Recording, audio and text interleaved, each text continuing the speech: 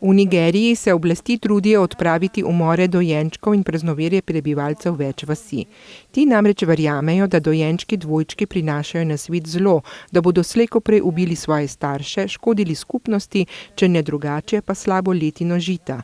Zato jih marsikje na krut način ubijajo. Isto se zgodi z otroki s telesno in duševno prizadetostjo, tistimi, ki jim matere umrejo med porodom, albino dojenčki in celo dojenčki, ki jim prej zraste zgornji zob kot pa spodnji. Pobudniki odpravljanja tega krutega praznoverja so poleg ozaveščanja, da ti otroci niso zlobni, vzpostavili tudi center, kamor lahko matere odpeljajo svoje malčke, da rastejo v zavetju pred sovaščani.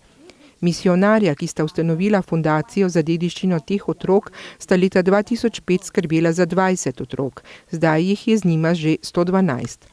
Če z obiski staršev in skupnosti ugotovijo, da je za otroke že varno, da se vrnejo v skupnost, jih starši vzamejo domov, sicer pa ostanejo pri misijonarjih. V Teksasu so izvršili smrtno kazen. Usmrtili so 38-letnega Rosenda Rodrigueza, ki je bil obsojen zaradi umora prostitutke Summer Baldwin leta 2005. Zadavil jo je in njeno truplo stlačil v kovček, ki ga je nato odvrgel na smetišče. Rodriguezova usmrtitev je v Združenih državah Amerike že 7. v tem letu, v Teksasu pa 4. Gre za državo, ki je izvršila največ usmrtitev od vseh držav v ZDA, odkar je ameriško vrhovno sodišče leta 1976 ponovno uvedlo smrtno kazen. Rusija se je odzvala na množične izgone njenih diplomatov v mnogih državah Evropske skupnosti, Kanade in ZDA.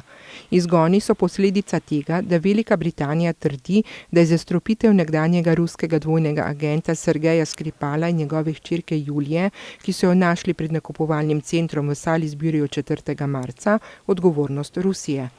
Ruska vlada je zanikala vsako vlogo v incidentu, a vseeno je v ponedeljek 24 vlad odredilo izgon ruskih diplomatov in njihovih družin.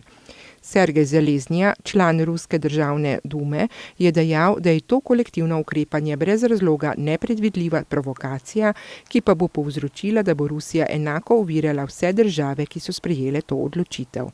Poudaril je, da Zahod uporablja situacijo kot izgovor za demonizacijo Rusije in da so zahodne države krive za stopnjevanje napetosti. Obtožil je Veliko Britanijo, da ruski strani ni ponudila potrebnih informacij v zadevi Skripal v skladu z mednarodnimi normami. Izpostavil je, da ima Velika Britanija zgolj 12 km od prizorišča incidenta sama svoj laboratorij, kjer imajo živčni strup, s katerim sta bila zastrupljena Skripal in njegova hčerka.